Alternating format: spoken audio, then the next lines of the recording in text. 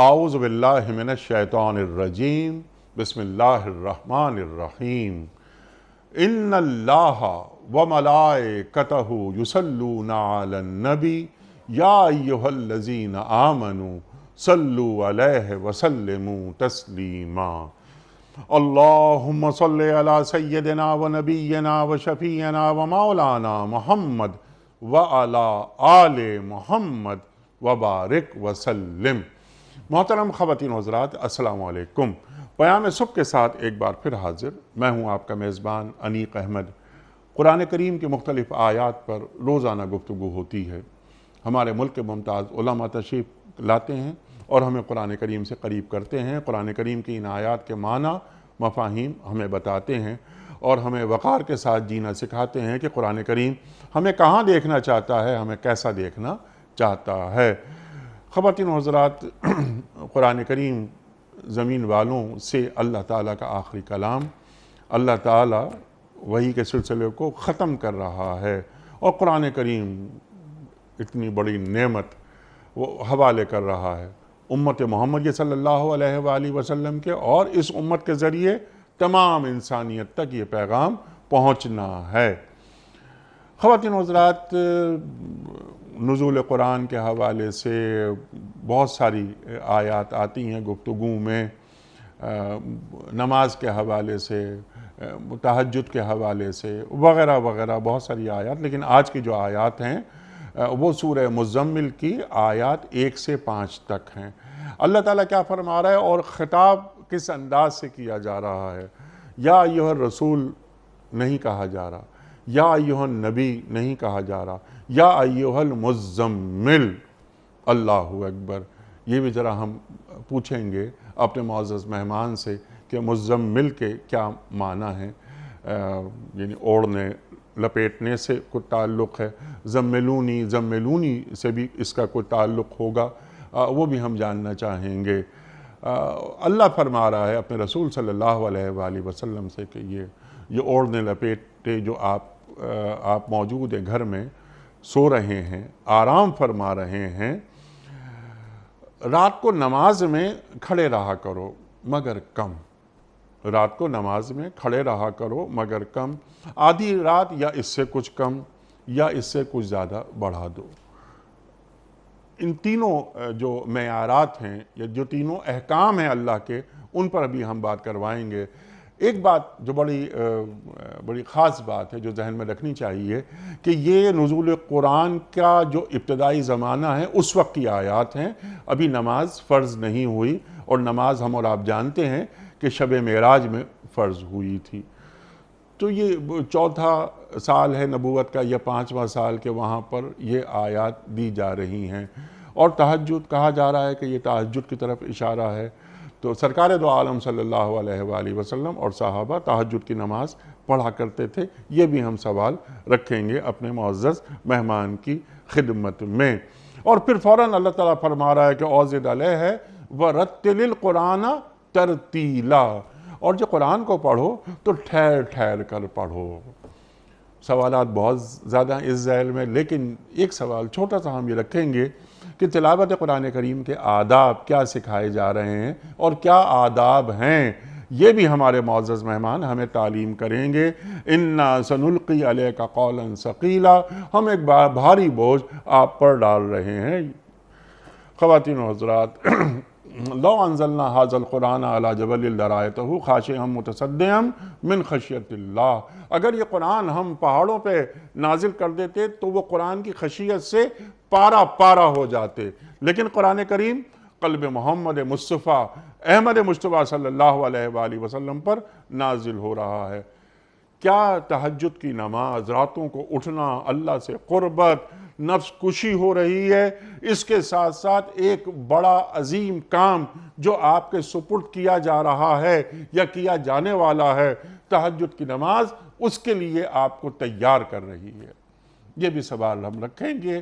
اور آج جو ہم تہجد کے لیے اٹھتے ہیں، قیام اللیل، ناشئۃ اللیل، یہ کیا ہے اور اس کی فضیلت کیا ہے، اس سے ہمیں کتنے فائدے حاصل ہوتے ہیں، یہ بھی ہمیں بتائیں گے محترم مولانا شجاع الدین شیخ صاحب، خواتین حضرات، ممتاز عالم دین، سب آپ سے واقف ہمارے ملک کا ایک معروف، مقبول اور محبوب نام، شاگرد خاص محترم ڈاکٹر اسرار احمد صاحب علیہ الرحمہ۔ شیخ صاحب کو خوش آمدید کہتے ہوئے پروگرام کا آغاز اللہ تعالیٰ کے بابرکت نام سے سورہ مزمل اور آیات 1 سے 5۔ اعوذ باللہ من الشیطان الرجیم، بسم اللہ الرحمن الرحیم۔ یا ایہا المزمل قم اللیل الا قلیلا نصفہ او انقص منہ قلیلا او زد علیہ ورتل القرآن ترتیلا اِنَّا سَنُلْقِي عَلَيْكَ قَوْلًا ثَقِيلًا اِنَّا سَنُلْقِي عَلَيْكَ قَوْلًا ثَقِيلًا صدق اللہ العظیم۔ اے اور لپیٹ کر سونے والے، رات کو نماز میں کھڑے رہا کرو مگر کم، آدھی رات یا اس سے کچھ کم کر لو یا اس سے کچھ زیادہ بڑھا دو، اور قرآن کو خوب ٹھہر ٹھہر کر پڑھو، ہم آپ پر ایک بھاری کلام نازل کرنے والے ہیں۔ صدق اللہ العظیم۔ یا ایھا المزمل، اللہ اکبر۔ ارشاد فرمائیے کہ اللہ تعالیٰ کیا فرما رہا ہے، اور یہ دور فترت ہے، یعنی وحی کا زمانہ، یعنی وحی کا سلسلہ رکا ہوا ہے، اس وقت اللہ تعالیٰ یہ وحی نازل فرما رہا ہے سرکار دو عالم صلی اللہ علیہ وآلہ وسلم پر۔ یا ایھا المزمل۔ بسم اللہ الرحمن الرحیم، اللہم صلی علی محمد وعلی آل محمد وبارک وسلم۔ صاحب جزاک اللہ خیراً۔ سورۃ المزمل کی جو پہلی 10 آیات ہیں، جن میں سے آج ہم 5 کا مطالعہ کر رہے ہیں، ایک رائے کے مطابق اولین دور میں جو وحی نبی اکرم علیہ السلام کو عطا ہوئی ان میں یہ بھی شامل ہے۔ ایک رائے کے مطابق سورۃ العلق کی ابتدائی 5 آیات کا نزول ہوا، پھر سورہ قلم کی ابتدائی 7 آیات کا نزول ہوا، اور ایک رائے کے مطابق پھر ان 5 بلکہ 10 آیات کا نزول ہوا۔ یہ آراء ہیں جن میں اختلاف رائے بھی پایا جاتا ہے، البتہ یہ طے شدہ بات ہے کہ بالکل اولین دور کی وحی ہے جو نبی علیہ السلام کو عطا ہو رہی ہے۔ اور اللہ کے پیغمبر علیہ السلام کے سامنے ایک طرف تو مزمل کا لفظ جو استعمال ہوا اس پر ہم کلام ابھی کریں گے، تہجد کی نماز کی طرف اشارہ ہو رہا ہے، اور قیام اللیل کی طرف توجہ دلائی جا رہی ہے، اور اس قیام اللیل میں جو مطلوب ہے وہ ٹھہر ٹھہر کر قرآن پاک کی تلاوت کا اہتمام ہے، اور پھر ایک بڑی بھاری ذمہ داری اس کو قول کہا گیا۔ اس کو ہم 2 اعتبارات سے بعد میں سمجھیں گے بھی، کہ رسالت مآب علیہ السلام پر قرآن حکیم کے نزول کا بھاری معاملہ بھی ہو رہا ہے، اور پھر اس قرآن پاک کے مفاہیم کو جاری کرنا اور ان پر عمل کرنا اور عمل درآمد کروانا، یہ اتنا بھاری اور بڑا مشن جو آپ پر آ رہا ہے، اس ذمہ داری کو ادا کرنے کے لیے قرب الہی اور تعلق مع اللہ کے لیے تہجد کی نماز کی تلقین کی جا رہی ہے۔ بعد کی آیات میں صرف اشارتاً میں آپ کے سامنے عرض کر دوں، ناشیۃ اللیل کے الفاظ بھی آپ نے استعمال فرمائے، تو یہ راتوں کا اٹھنا یہ نفس کو قابو میں رکھنے کے لیے، ضبط نفس کے لیے بڑا قیمتی ہے۔ آگے تبتل کا لفظ بھی آتا ہے، ہر ایک سے کٹ جانا، مراد ہے کہ ترجیح اول ذات اللہ تعالیٰ کی ہو، ترجیح اول اس کی ذات کو دی جائے، تو بقیہ سے کٹ کر اس اللہ کا ہو رہنا اور اسی پر توکل کرنا۔ یہ بہت سارے جو احکامات عطا ہو رہے ہیں، یہ قرب الہی اور تعلق مع اللہ کے حوالے سے بہت قیمتی، مجھے اجازت دیجیے گا، پیکج ہے جو ان 10 آیات میں اللہ رب العالمین نے عطا فرمایا۔ البتہ آج ہم 5 آیات پر کلام کریں گے۔ اچھا، ایک اور نقطہ یہ ہے کہ سورۃ المزمل کے ساتھ فوراً بعد میں سورۃ المدثر بھی ہے، دونوں کا انداز تخاطب ایک جیسا ہے۔ یہاں یا ایھا المزمل اور وہاں یا ایھا المدثر کے الفاظ ہیں، یہاں بھی قم کا لفظ ہے اور وہاں بھی قم کا لفظ ہے، کھڑے ہو جانا، لیکن یہاں رات میں کھڑا ہونا اس کا ذکر ہے، وہاں بندوں کے درمیان کھڑا ہونا اس کا ذکر ہے۔ ادھر رجوع اللہ کی طرف توجہ دلائی جا رہی ہے اور ادھر مخلوق کی طرف توجہ دلائی جا رہی ہے۔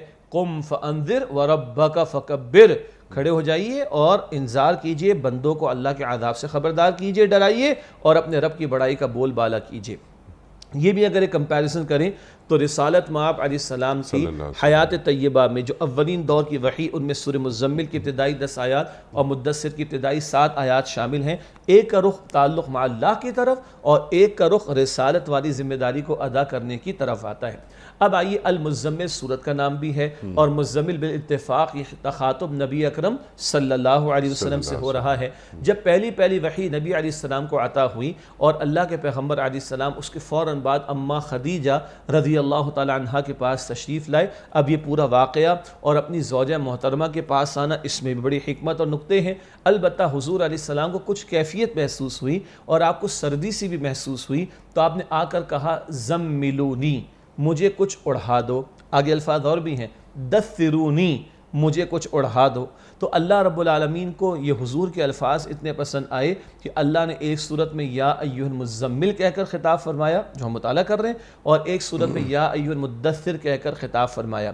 تو وہ جو کیفیت آپ پر طاری ہوئی ہے اس کی وجہ ہے کہ قرآن حکیم کے نزول کا معاملہ جو آپ نے آیت کریمہ بھی تلاوت فرمائی کہ لو انزلنا ھذا القرآن علی جبل لرأیتہ خاشعا متصدعا من خشیۃ اللہ، اگر اللہ فرماتے اس قرآن پاک کو کسی پہاڑ پر نازل کرتے تو تم دیکھتے کہ وہ اللہ کی خشیت سے دب کر پھٹ کر ریزہ ریزہ ہو جاتا۔ تو یہ قلب مصطفیٰ ہے صلی اللہ علیہ وآلہ وسلم، جس قلب اطہر کو اللہ تعالیٰ نے تیار کیا ہے قرآن جیسے پر جلال کلام کے نزول کے لیے۔ احادیث مبارکہ میں ذکر آتا ہے کہ جب اللہ کے پیغمبر علیہ السلام کبھی حالت سفر میں ہوتے، اونٹنی پر سوار ہوتے اور آیات قرآنی کا نزول ہوتا تو اس قدر بھاری معاملہ ہوتا کہ وہ اونٹنی زمین سے لگ جایا کرتی تھی۔ کبھی اللہ کے پیغمبر علیہ السلام سردی کی کا زمانہ ہوتا اور آیات قرآنی کا نزول ہوتا تو حضور علیہ السلام کے پسینے بھی جاری ہو جایا کرتے تھے۔ کبھی حضرت زید بن ثابت فرماتے رضی اللہ تعالیٰ عنہ، میں حضور کے بالکل قریب تھا، اور قرب کی یہ امتحا تھی، زید بن ثابت کہتے ہیں رضی اللہ تعالیٰ عنہ کہ رسول اللہ صلی اللہ علیہ وسلم کی مبارک ٹانگ کے ساتھ میری ٹانگ لگی ہوئی تھی، اس قدر قرب تھا۔ اور اس حالت میں حضور پر ایک آیت کا نزول ہوا، ایک آیت کا، اور زید کہتے ہیں رضی اللہ تعالیٰ عنہ مجھے لگا کہ میری ٹانگ پر بہت بھاری بوجھ جو ہے وہ آ چکا ہے۔ اگر ان کیفیات کو جو احادیث مبارکہ میں بیان ہوتی ہیں اور قرآن کا پر جلال کلام ہونا، اگر اس کا ہمیں کسی درجے میں ادراک ہو تو جو حضور پہلی وحی لے کر آئے ہیں، پہلی وحی کا نزول ہو گیا اور اماں خدیجہ کے پاس آئے تو اس کیفیت کو سمجھنا ممکن ہے۔ تو آپ فرما رہے ہیں زملونی، مجھے کچھ اڑھا دو، دثرونی، مجھے کچھ اڑھا دو۔ یہ الفاظ اللہ کو اس قدر پسند آئے کہ اسی انداز سے اللہ تعالیٰ نے حضور سے خطاب فرمایا ہے۔ حضور کی مبارک اداؤں کا ذکر، حضور کے چہرے انور کا ذکر، حضور کی عمر مبارک کی قسم اللہ تعالیٰ نے اٹھائی ہے قرآن حکیم میں۔ تو اللہ کے پیغمبر علیہ السلام سے یہ جو التفات ہے خالق کائنات کا، اس کی طرف بھی اشارہ، یا ایھا المزمل۔ ایک اور انداز بھی ہے کہ اللہ کبھی یا ایھا رسول کہہ کر پکارتا ہے، کبھی یا ایھا النبی کہہ کر پکارتا ہے۔ یہاں اللہ تعالیٰ نے اس خاص کیفیت کا ذکر فرما کر یا ایھا المزمل، اور اگلی صورت میں یا ایھا المدثر کہہ کے کلام فرمایا۔ ایک اور اشارہ بھی ہے جس کو ذرا احتیاط سے بیان کرنے کی ضرورت ہے کہ چادر کا اوڑھنا اور سونے کا اہتمام کرنا، اس میں ایک کیفیت یہ بھی کہ آدمی تھوڑا سا ریلیکس ماحول کے اندر ہے۔ یہ ہمارے اعتبار سے میں کہہ رہا ہوں، حضور تو ایسا کھڑے ہوئے ہیں کہ 23 برس کھڑے رہے اس مشن کو لے کر، لیکن ظاہری بات ہے تخاطب حضور سے ہے اور تعلیم امت کے لیے بھی آ رہی، تو اس تعلق سے میں کہہ رہا ہوں کہ چادر کو اوڑھنا اور اوڑھ کر لیٹ جانا یہ ذرا ایک آرام کی اور ریلیکس ہو جانے والی کیفیت ہے۔ کہا جا رہا ہے کہ نہیں، یا ایھا المزمل قم، اب آپ کھڑے ہو جائیے۔ اس قم کے اندر اچھا ایک اور لفظ بھی، بلکہ اس کا ایک اور پہلو بھی سمجھ لیں۔ قرآن پاک کا ایک اصول ہے کہ نماز کے اراکین جو ہیں، ارکان ہیں، قیام ہے، رکوع ہے، سجدہ ہے، نماز کے کسی ایک رکن کو بیان کر کے پوری نماز مراد لی جاتی ہے۔ یہاں جو قم آ رہا ہے وہ قم اللیل کہہ کر آ رہا ہے، رات کا کھڑا ہونا۔ تو یہ اشارہ بس رات کو کھڑا ہونا نہیں ہے، یہ رات کی نماز کی طرف اشارہ۔ تو نماز کا کوئی رکن بیان کر کے پوری نماز کو مراد لیا جاتا ہے۔ یہاں پر یہ قم کا جو لفظ آ رہا ہے، یہ قم اللیل، رات کی نماز کی طرف اشارہ، جس کو ہم عام انداز میں تہجد کی نماز کہتے ہیں۔ رسول قرآن میں سورہ بنی اسرائیل میں آتا ہے، اور قیام اللیل بھی اسے کہا جاتا ہے۔ انہی الفاظ سے اصطلاح اختیار کی گئی۔ تو اے مزمل، اے لحاف کو یا چادر کو لپیٹ کر سونے والے صلی اللہ علیہ وسلم، کھڑے ہو جائیے، رات کو قم اللیل الا قلیلا، مگر کچھ کم، مراد یہ لی گئی ہے پوری رات کھڑے ہونے کا تقاضا نہیں کیا جا رہا، رات کا حصہ یا بڑا حصہ مراد دی جا رہی ہے۔ کیوں؟ اللہ نے جو دین عطا فرمایا وہ دین فطرت ہے، اور خود اللہ کے پیغمبر علیہ السلام کی وہ حدیث مبارک بھی ہے کہ جب کسی صحابی نے طے کیا میں پوری رات قیام کروں گا اور میں سوؤں گا نہیں، دوسرے کہتے ہیں میں ہمیشہ روزہ رکھوں گا، نفل روزے کی بات ہو رہی ہے، کبھی نہیں چھوڑوں گا، اور تیسرے کہتے ہیں جب میں نکاح نہیں کروں گا، آدمی نکاح کر کے گھر گھرستی کے کاموں کو نمٹائے، اللہ اللہ کرے، اللہ کی بندگی کرے۔ تو حضور علیہ السلام نے فرمایا کہ دیکھو میں تم میں سب سے بڑھ کر اللہ کی خشیت اختیار کرنے والا ہوں، لیکن میں رات کو سوتا بھی ہوں اور قیام بھی کرتا ہوں، میں روزہ رکھتا بھی ہوں نفل اور چھوڑ بھی دیتا ہوں، نفل روزے کی بات ہو رہی، اور میں نے نکاح کر رکھے ہیں۔ یہ وہ توازن ہے جو پیغمبر کی سنت سے ہی ملتا ہے علیہ السلام، ورنہ نیکی کا جذبہ کبھی ٹلٹ ہو جاتا ہے، کبھی شدت کی طرف چلا جاتا ہے، تو توازن پیغمبر کے اسوہ سے سامنے آتا ہے۔ خیر، تو پوری رات قیام کا تقاضا نہیں کیا جا رہا، رات سے کچھ کم کا تقاضا کیا جا رہا ہے۔ اس کے بعد 3 کیفیات بیان کی جا رہی ہیں۔ البتہ یہ بھی ذہن میں رہے یہ اولین دور کا حکم ہے، بعد میں اس میں تخفیف بھی آئی ہے، بعد میں اس میں کمی بھی کی گئی۔ البتہ اول جب یہ حکم آیا تو یہ قیام اللیل کا حکم حضور کے لیے بھی تھا صلی اللہ علیہ وسلم، اور یہ صحابہ کرام کے لیے بھی تھا رضی اللہ تعالی عنہم اجمعین۔ اول دور کا حکم ہے، بعد میں تخفیف ہم بعد میں بیان کر دیں گے انشاءاللہ۔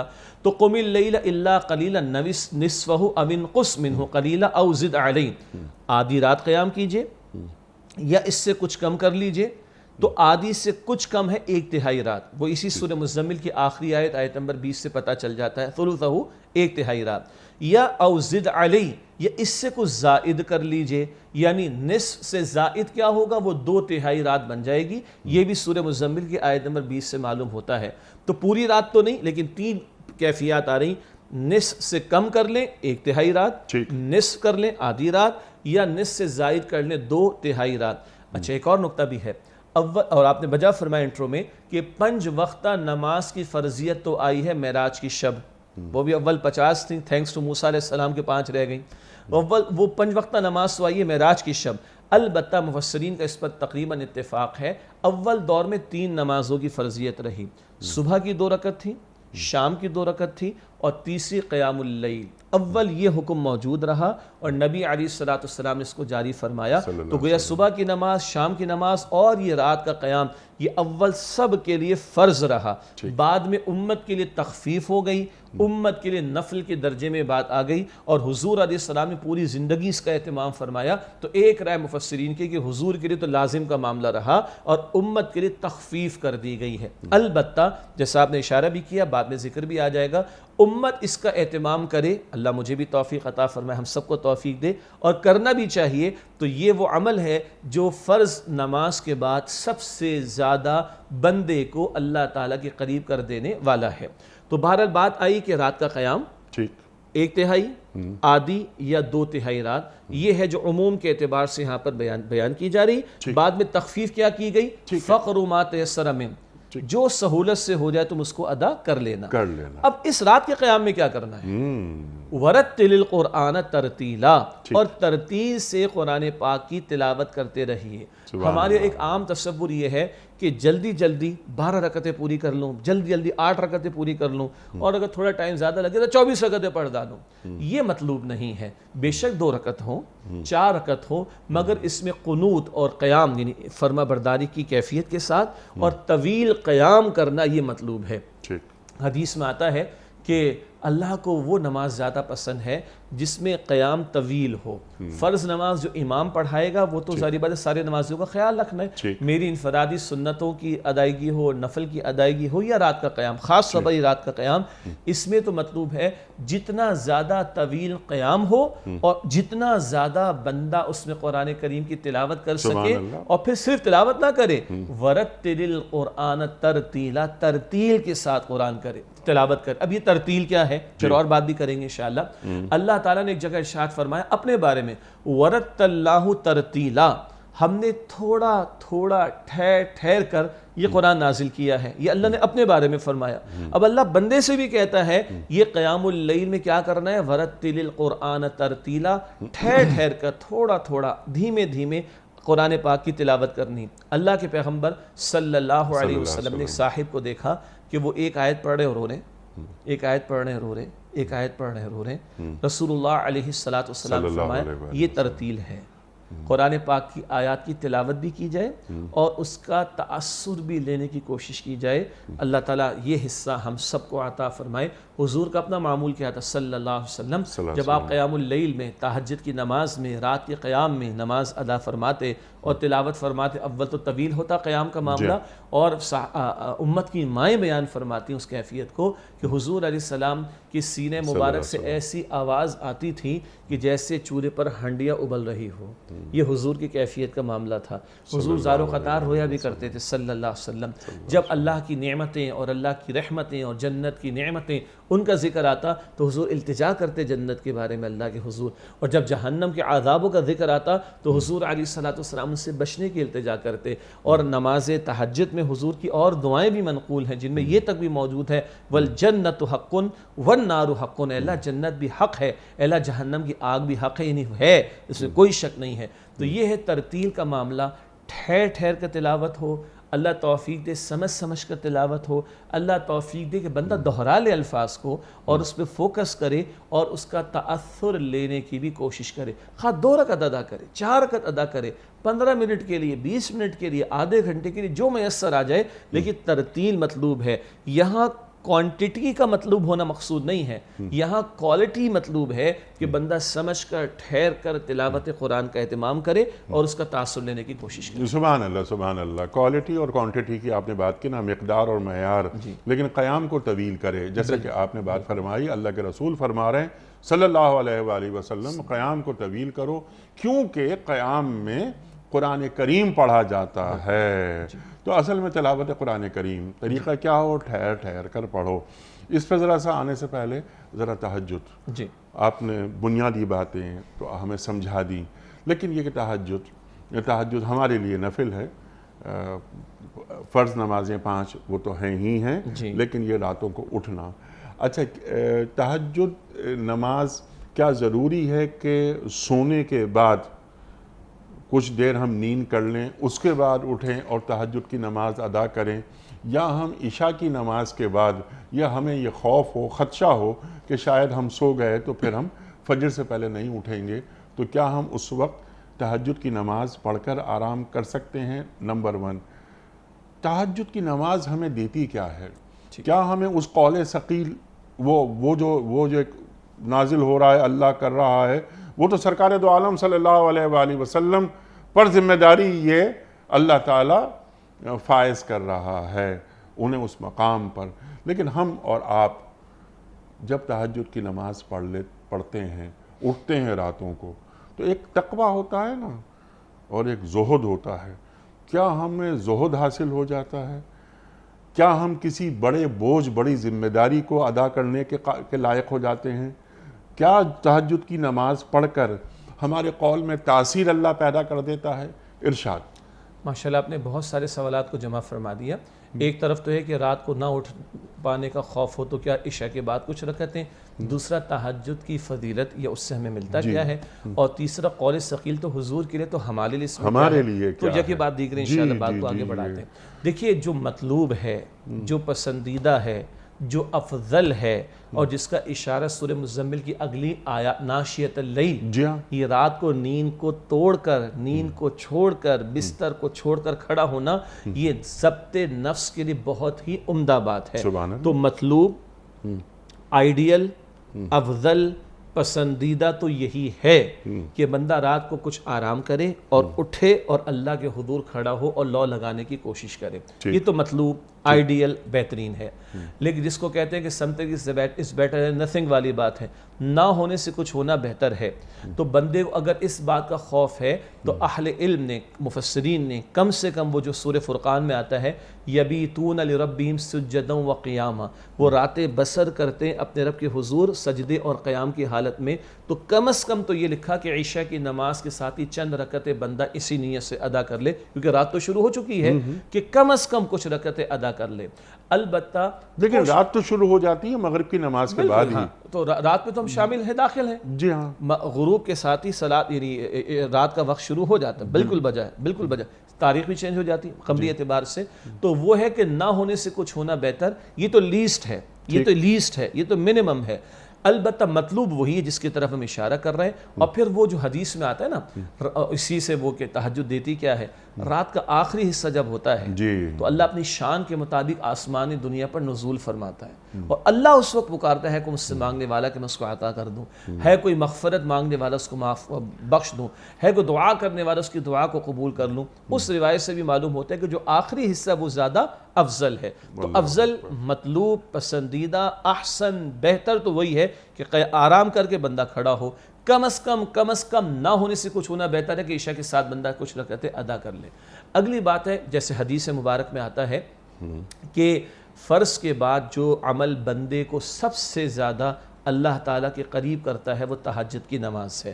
یہی لفظ قرآن پاک میں حضور کے لیے آیا, وَمِنَ اللَّيْلِ فَتَہَجَّدْ بِهِ, اے نبی رات بسر کیجئے اس کے ذریعے سے. یہ بہی میں ہاں کی جو ضمیر ہے, جو پروناؤن ہے, یہ قرآن پاک کی طرف ہے. یہ رات کے قیام میں قرآن کی تلاوت زیادہ سے زیادہ مطلوب ہے. تو وَمِنَ اللَّيْلِ فَتَہَجَّدْ بِهِ نَافِلَةً لَكَ, اے نبی رات کو کھڑے رہیے, بیدار رہیے, رات گزاریے اس قرآن پاک کے ساتھ. یہ آپ کے لیے مزید ہے. وہ جو اہل علم کی رائے ہے کہ حضور پر تو فرض رہی ہے اور ہے فرض حضور پر علیہ السلام. عَسَىٰ يَبْعَثَكَ رَبُّكَ مَقَامًا مَحْمُودًا, قریب ہے کہ آپ کا رب آپ کو مقام محمود عطا فرمائے گا. تو تہجد کے ادا کرنے کے ساتھ مقام محمود کا اعلان بتا رہا ہے کہ درجات کی بلندی چاہتے ہو, ہمارے لیے درجات کی بلندی چاہتے ہو تو تہجد کا اہتمام کرو اور اس میں کثرت سے تلاوت قرآن کا اہتمام کرو.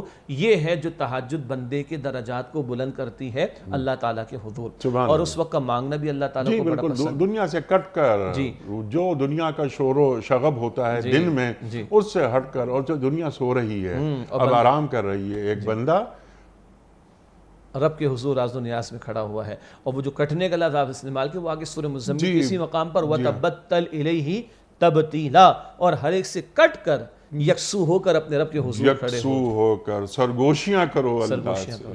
اور وہ اس وقت وہ کہتا ہے مجھ سے مانگ لو.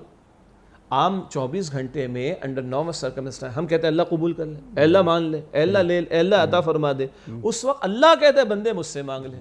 اللہ اکبر. ہے کوئی مانگنے والا کہ عطا کر دوں, ہے کوئی دعا کرنے والا قبول کر لوں, ہے کوئی مغفرت مانگنے والا کہ میں اس کی مغفرت کر دوں. اور انیس صاحب بات سچی سی ہے, میری اگر صبح ارلی آورس کی فلائٹ ہو نا اور مجھے رات کو نیند نہیں آتی, لوکل فلائٹ ہو شاید آ جائے گی, میں الارم لگا لوں گا. اگر انٹرنیشنل فلائٹ ہوگی مجھے نیند بھی نہیں آتی. بس جتنا ایک فلائٹ کا مجھے ایک وہ ہے کہ مس ہو جائے گی تو بڑا نقصان ہو جائے گا, اتنا میں اللہ کے ساتھ باتیں کرنے کو اگر اہمیت دے دوں تو انشاءاللہ الارم بجنے سے پہلے بھی آنکھ کھلے گی. باقی ہم کمزور ہیں, جو بھی ظاہر کے اسباب اختیار کریں, جلد سونے کی بات ہے, رات کو ذرا اوور ایٹنگ نہ ہو جائے, الارم بندہ لگا لے, نیت کر کے سوئے, دعا کر کے سوئے, کسی کو کہہ کر سوئے, یہ سب ظاہر کے اسباب ضرور اختیار کریں, کوئی شک نہیں ہے. لیکن بات وہ ہے کہ where there is a will there is a way, ایک, اور جس چیز کی پرائرٹی ہوتی ہے میں خود بخود اپنے اندر اس کے لیے پیشن پاتا ہوں اور میرا پورا وجود اس کے لیے مجھے کھڑا کر دیتا ہے. سبحان اللہ, سبحان اللہ. سوالات تو مزید بھی تھے لیکن اب اس ذیل میں کچھ باتیں اور ذہن میں آ گئی. تو یہ جو تہجد کی نماز سے تعلق باللہ, اللہ اکبر, یہ تو بالکل طے شدہ بات جو آپ نے بات فرما دی. نفس کشی ہوتی ہے تہجد کی نماز پڑھ کے یا نفس کی تربیت؟ بہت پیارا سوال ہے آپ کا. اور کیونکہ دین فطرت ہے نا, اس نے انسانی جذبات کو ختم کرنے کی بات نہیں کی ہے. اللہ تعالیٰ نے جذبات رکھے, ان جذبات کو چینلائز کرنے کی بات کی گئی ہے, صحیح رخ پر ڈھالنے کی بات کی گئی ہے. ہمارے وجود کو اور ہماری ذات کو تربیت کی ضرورت ہے. تو وہ تربیت اس انداز سے دین کراتا ہے کہ بندے کے جسم کا بھی حق ہے اس پر. بلکہ سبحان اللہ, ایک صحابی رضی اللہ تعالیٰ عنہ, ان کی شکایت پہنچ گئی حضور کے پاس, ان کی زوجہ نے پہنچائی ہوگی, اور شکایتیں آج بھی جو ہمارے اچھے اصحاب علم ہیں ان کے پاس شکایتیں آتی ہیں, پھر وہ اپنے بیانات میں گفتگو کرتے ہیں, اور حضور بھی کرتے تھے صلی اللہ علیہ وسلم. تو حضور نے عبداللہ بن عمر بن عاص کو بلایا رضی اللہ تعالیٰ عنہ, تمہارے بارے میں مجھے یہ اطلاع ملی ہے, تم رات کو پوری رات قیام کرتے رہتے ہو. جی یا رسول اللہ. تم اپنی زوجہ کو وقت نہیں دیتے؟ جی میں تو قیام میں کھڑا رہتا ہوں. حضور فرمایا کہ لا تفعل, ایسا نہ کرو. دیکھو, لنفسک علیک حق ولزوجک علیک حق ولزوریک علیک حق ولعینیک علیک حق. تمہارے نفس کا بھی تم پر حق ہے, اس کو آرام دو. تمہاری بیوی کا بھی حق ہے, اس کو اس وقت دو. تمہارے مہمان کا حق, اس کو انٹرٹین کرو. تمہاری آنکھ کا بھی حق ہے, اس کو تم آرام دیا کرو. اور پھر وہ حدیث پہلے آ گئی, میں رات کو سوتا بھی ہوں اور بیدار بھی ہوتا ہوں, کھڑا بھی ہوتا ہوں.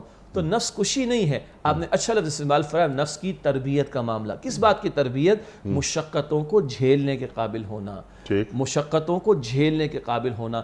ایسی تن آسانی یا سہل پسندی کا معاملہ نہ آ جائے کہ ذرا تقاضائے دین ہو اور دین کی راہ میں مشقتیں جھیلنے کا موقع آئے تو بھاگ لیے وہاں سے, قطعاً نہیں. بلکہ اپنے اس نفس کو کنٹرول میں لانا, اپنے اس نفس کو ضبط میں لانا, اپنے اس نفس کو قابو میں لانا, اس کی تربیت ہے جو کرائی جا رہی ہے.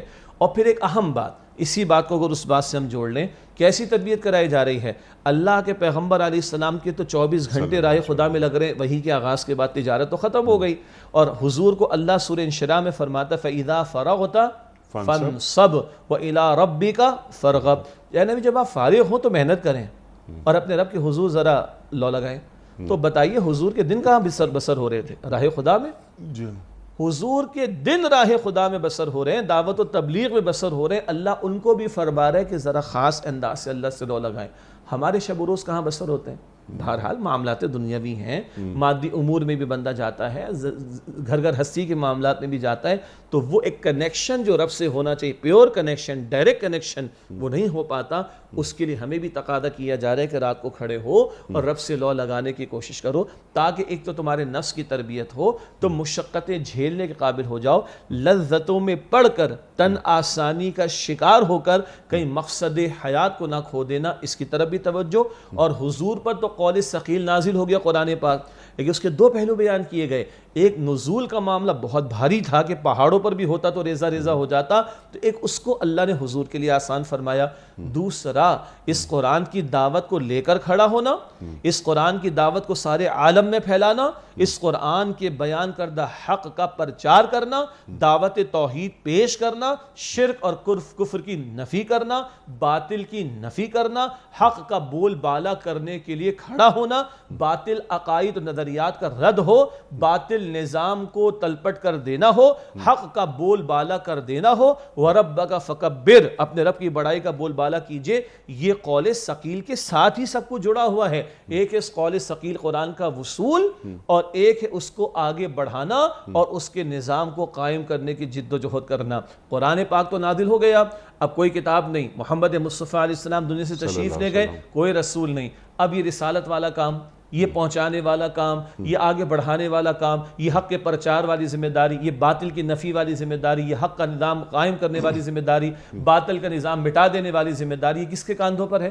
ہمارے کاندھوں پر ہے, امت کے کاندھوں پر. اب اتنے بڑے مشن کو اکمپلش کرنا, اتنے بھاری مشن کو انجام دینا, یہ تائید اور نصرت خداوندی کے بغیر ممکن نہیں. تو راتوں کو لو لگاؤ, راتوں کو رو اللہ کے سامنے, گڑ گڑاؤ اللہ کے سامنے, اپنے ایمان کی آبیاری کرو, اللہ سے تعلق کی مضبوطی کرو, اور دن میں شہ سوار بن کر کھڑے ہو جاؤ. وہ جو صحابہ کرام کی شان بیان ہوتی ہے, ہم رہبان باللیل و فرسان من نہار, رات کے راہب ہیں, اللہ کے سامنے روتے ہیں, اور دن کے شہ سوار ہیں, گھوڑوں کی پشت پر ہوتے ہیں, اور رب کائنات کی تکبیر کو بلند کرنے کے لیے دن رات ایک کر دیتے ہیں. سبحان اللہ, سبحان اللہ. اب آپ کی اس گفتگو کے نتیجے میں ایک جملہ اگر میں یہ عرض کروں کہ یعنی تہجد کی نماز قول ثقیل, اب قول ثقیل سے مراد دو حصے آپ نے کر دیے, ایک تو قرآن کریم کا نزول, اور ایک دین کے پیغام کو وہاں تک پہنچانا جہاں تک نہیں پہنچا, اور اس کو نافذ کرنا بجا. تو تہجد کی نماز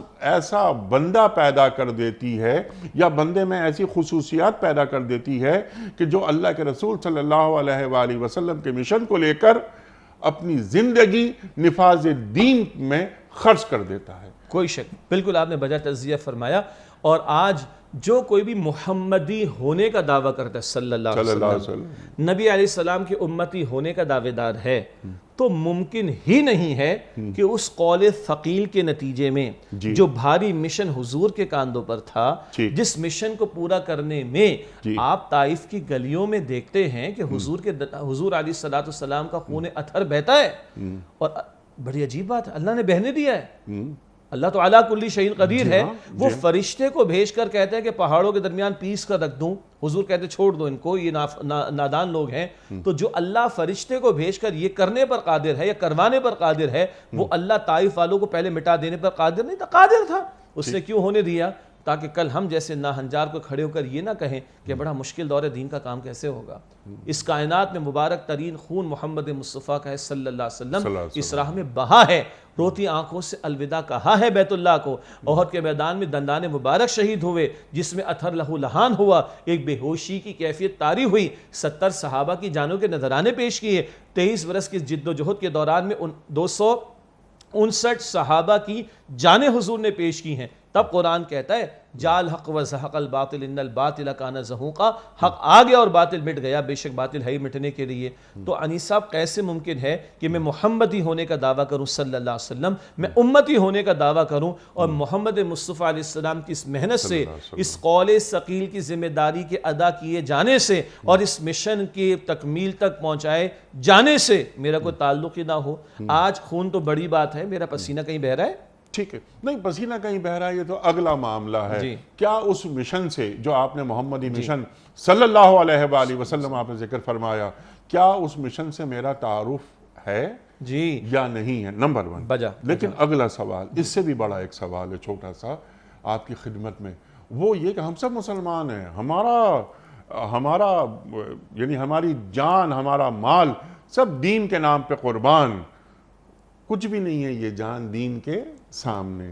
لیکن یہاں جو آپ نے بات فرمائی, جو ہمارا دین ہمیں تعلیم کر رہا ہے, جو قرآن کریم کی آیات ہمیں بتا رہی ہیں, ایک بڑا بوجھ سرکار دو عالم صلی اللہ علیہ وسلم, ختم نبوت ہو گئی, کار نبوت باقی ہے. وہ کار نبوت جیسا کہ آپ نے ابھی ہمیں تعلیم کیا وہ امت کے ذریعے آگے بڑھے گا. سوال میرا یہ ہے کہ ہر امتی کا یہ مشن ہونا چاہیے, لیکن جو لوگ تہجد کی نمازیں پڑھ رہے ہیں, راتوں کو اٹھ رہے ہیں, عشاء کی نماز پڑھ کر وہ آرام کرتے ہیں, پھر وہ اٹھتے ہیں, ان کی راتیں مصلوں پہ بسر ہوتی ہیں, ان کے آنسو مصلوں میں جذب ہو جاتے ہیں. میرا سوال یہ ہے کیا وہ بھی اس مشن سے واقف ہیں؟ میں بہت احتیاط کے ساتھ یہ سوال کر رہا ہوں. یہ مشن جو محمد مصطفیٰ احمد مصطفیٰ صلی اللہ علیہ وآلہ وسلم کا مشن, وہ جو آپ نے بات فرمائی نا کہ قل جاء الحق وزهق الباطل ان الباطل کان زہوقا هو الذی ارسل رسولہ بالہدی ودین الحق, یہ ایک مشن ہے, یہ ایک روڈ میپ ہے. اللہ ہمیں کہاں دیکھنا چاہتا ہے؟ ہمیں سے مراد جو نام لیوا ہیں محمد مصطفیٰ احمد مصطفیٰ صلی اللہ علیہ وآلہ وسلم کے, لیکن جو ہم میں سے اور آپ میں سے تہجد گزار ہیں, راتوں کو اٹھتے ہیں, سرگوشیاں اللہ سے کرتے ہیں, اپنے آنسو مصلے میں جذب کر دیتے ہیں, لیکن کیا وہ اس مشن سے واقف بھی ہیں؟ بہت آپ نے محتاط سوال کیا, بڑی احتیاط سے کیا. مجھے اجازت دیجیے گا میں کھل کر یہ بات عرض کروں. آج ہمارا تصور دین ہی محدود ہو کر رہ گیا ہے. آج ہمارا تصور دین یہ ہے کہ کوئی جمعے کی 2 رکعت ادا کر کے مطمئن ہے, اس کے بعد سود خوری بھی چلتی رہے, رشوت کا بازار بھی گرم ہو, اللہ کے پیغمبر کے دین پر حرف بھی آتا رہے, اس کو کوئی پریشانی نہیں. کچھ کا خیال ہے کہ نہیں 5 وقتہ نماز ادا کرنی چاہیے, 5 نمازیں ادا کرنے کے بعد وہ سمجھتے ہمارا ایمان مکمل, ہمارے دین کے تقاضے پورے ہو گئے. اب اللہ کی زمین پر اللہ کے احکامات ٹوٹتے تو ٹوٹتے رہیں, اور اللہ کی نافرمانیاں ہوتی تو ہوتی رہیں, اور کچھ راتوں کو روتے ہیں اللہ سبحانہ وتعالی کے سامنے. بڑا مبارک طرز عمل ہے, لیکن لگتا ہے کہ جناب سود خوری بھی چل رہی ہے, بے حیائی کا طوفان بھی چل رہا ہے, اور باطل کے اقتدار میں تقوی کی آرزو کتنا ہنسی فریب ہے جو کھا رہے ہیں ہم. کیا محمد مصطفیٰ علیہ السلام نے فقط نمازیں سکھائیں؟ 5 نمازیں انیس صاحب قضا ہوئی ہیں غزوہ احزاب کے موقع پر جب خندقیں کھودی جا رہی, اور 17 تاریخ کو بدر کا میدان سجا ہے, رمضان مبارک ہے, روزہ توڑوایا گیا اور بدر کا میدان سجایا گیا ہے. کہاں لے کر جائیں گے تصور کو؟ کہاں لے کے جائیں گے جو آپ نے آیت ابھی تلاوت فرمائی؟ 1 نہیں 2 نہیں 3 مرتبہ اللہ تعالیٰ فرماتا ہے. سورہ توبہ کی آیت نمبر 33 میں, سورہ فتح کی آیت نمبر 28 میں, سورہ صف کی آیت نمبر 9 میں, هو الذی ارسل رسولہ بالہدی ودین الحق لیظہرہ علی الدین کلہ, اللہ جس نے اپنے رسول کو بھیجا صلی اللہ علیہ وسلم مکمل ہدایت نامہ قرآن دے کر, ودین الحق دین اسلام دے کر, کس لیے؟ خالی پڑھا دیا جائے, خالی پڑھا کر چھاپ دیا جائے, کچھ لوگوں کو 10 سال قرآن و حدیث پڑھا دیا جائے, کچھ لوگوں کو 1-2 سال کے, ہم بھی کراتے کورسز, میں اپنی بھی بات کر لوں, 1-2 سال کے کورسز کرا دیے جائیں, ہم نے سند بھی دے دی, سرٹیفیکیشن بھی دے دی, دیٹس اٹ. کیا اس لیے مشن ہے؟ نہیں. لیظہرہ علی الدین کلہ، تاکہ اس دین حق کو کل نظام زندگی پر غالب فرما دیں۔ بڑے سخت الفاظ ہیں ہمارے استاد کہتے ہیں کہ بالکل صحیح الفاظ ہیں۔ اللہ کے 3 فتوے قرآن کریم میں، اس قرآن کریم میں سورہ مائدہ میں آیت نمبر 44، 45، 47 میں اللہ فرماتا ہے من لم یحکم بما انزل اللہ فاولئک هم الکافرون، من لم یحکم بما انزل اللہ فاولئک هم الظالمون، من لم یحکم بما انزل اللہ فاولئک هم الفاسقون۔ جو اللہ تعالیٰ کے نازل کردہ کلام کے مطابق فیصلے نہیں کرتے وہی تو کفر کر رہے ہیں، وہی تو ظلم یعنی شرک کر رہے ہیں، وہی تو فسق یعنی نافرمانی کر رہے ہیں۔ تو یہ کیسی میری نمازیں ہیں، یہ میرا کیسا تہجد کا، بڑی سخت بات کر رہا ہوں، یہ کیسا میرا تعلق مع اللہ کا معاملہ ہے کہ اپنی انفرادی چند نوافل والی عبادات پر تو مطمئن ہوں، اور اللہ کا دین اے خاص اے خاصان رسول وقت دعا ہے، امت پہ تیری آ کے آج جب وقت پڑا ہے، وہ دین جو بڑی شان سے نکلا تھا وطن سے، پردیس میں آج غریب الغربا ہے۔ وہ حدیث سنیے، اللہ اکبر، جو بیہقی شریف میں بھی ہے، علماء نے جمعے کے خطبات میں بھی اس کو نقل فرمایا ہے۔ اللہ تعالیٰ نے جبرائیل کو حکم دیا علیہ السلام جاؤ فلاں فلاں بستی کو تباہ ہلاک کر دو، برباد کر دو۔ جبرائیل عرض کرتے ہیں اللہ تیرا ایک بندہ ہے، اور کیسا بندہ ہے؟ پلک جھپکنے کی مقدار برابر اے اللہ اس سے تیری نافرمانی نہیں کی۔ اللہ فرماتے پہلے اس پر بستی کو الٹو، پھر دوسرے لوگوں کو عذاب دینا۔ کیوں؟ ہماری نافرمانیاں ہوتی رہی، ہمارا حکم ٹوٹتا رہا، ہمارے احکام جو ہے اس کی خلاف ورزی ہوتی رہی، اور اس کے چہرے کا رنگ بھی تبدیل نہ ہوا۔ کیا گواہی دی ہے جبرائیل نے؟ اللہ بندہ ایسا عبادت گزار کے پلک جھپکنے کی مقدار برابر اسے تیری نافرمانی نہیں کی۔ اللہ فرماتے پہلے اس پر بستی کو الٹو۔ اللہ کا دین اس کے لیے غیرت اور حمیت کا تقاضا ہے۔ کیسے ممکن ہے ادھر میں سجدہ کرتا ہوں ادھر اللہ کی نافرمانی ہوتی ہے؟ کیسے ممکن ہے ادھر میں اللہ اکبر کہتا ہوں ادھر سود کا دھندا جاری رکھ کر اللہ اور اس کے رسول سے جنگ کی جاتی ہے؟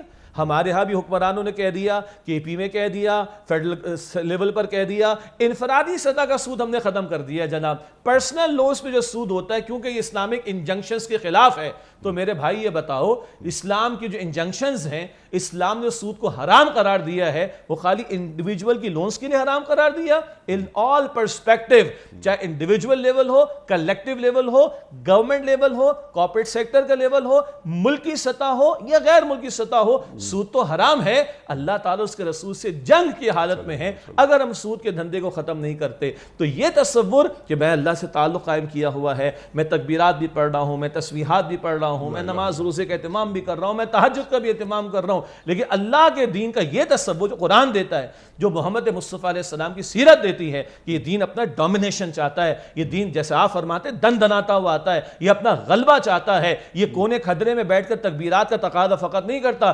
تسبیحات کیا فرشتے کم پڑھ رہے تھے؟ تقدیس فرشتے کم بیان کر رہے تھے؟ اللہ نے فرمایا کہ نہیں، انی اعلم ما لا تعلمون، اے میرے فرشتوں جو میں آدم کو بنا رہا ہوں، جو میں بنا رہا ہوں وہ میں جانتا ہوں۔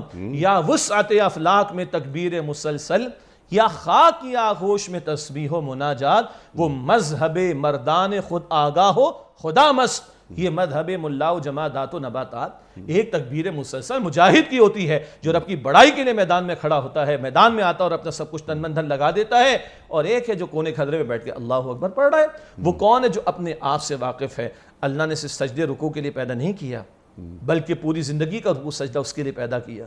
آل پرسپیکٹیو میں، تمام شعبہ ہائے زندگی میں اللہ کے حکم کے تابع ہو جاؤ۔ ایک اس تکبیر رب کے لیے کوشش کر رہا ہے، اور ایک ہے کوئی کونے میں بیٹھا ہوا سبحان اللہ پڑھ رہا ہے، تو نباتات بھی پڑھ رہے ہیں، جماعتات بھی پڑھ رہے ہیں۔ اس والی فقط تکبیر اور تحلیل کے لیے بندوں کو پیدا نہیں کیا، اس تکبیر رب کے لیے جو سورہ مدثر میں آتی ہے وَرَبَّكَ فَكَبِّرْ، اور اس کے لیے محمد مصطفیٰ کھڑے ہوئے تو 23 سال تک کھڑے رہے۔ تب قرآن کہتا ہے وَرَأَيْتَ النَّاسَ يَدْخُلُونَ فِي دِينِ اللَّهِ افواجا۔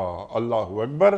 اور اللہ تعالیٰ نے جتنے وعدے فرمائے تھے وہ سب پورے کروا دیے سرکار دو عالم صلی اللہ علیہ وآلہ وسلم کے ذریعے، کیونکہ اللہ تعالیٰ کو کوئی بھی وعدہ غلط نہیں ہوتا۔ اس لیے کہ اللہ جو فرماتا ہے، قرآن 2 مرتبہ کہتا ہے وَمَنْ أَصْدَقُ مِنَ اللَّهِ قِيلًا وَمَنْ أَصْدَقُ مِنَ اللَّهِ حَدِيثًا۔ اللہ سے بڑھ کر کس کی بات، اللہ سے بڑھ کر کس کا قول سچا ہوگا؟ سبحان اللہ۔ اور اللہ اپنے وعدے کے خلاف سبحان اللہ، سبحان اللہ۔ شیخ صاحب جزاک اللہ۔ لاسٹ 2 منٹس، 2 ڈوز، چند کام امت کو تعلیم فرما دیجئے قرآن کریم کی یہ سورت، سورہ مزمل کی، پہلی، دوسری، تیسری، چوتھی اور پانچویں آیت کے ذیل میں ورتل القرآن ترتیلا بھی بات ہو گئی، پھر یہ تہجد کی بات بھی ہو گئی، اور بہت ساری چیزیں سامنے یہاں پر آ گئیں۔ تہجد کی بات، رات کا وقت، نیند چھوڑ کر اٹھنا، تعلق باللہ، نفس کشی، نفس کی تربیت وغیرہ وغیرہ۔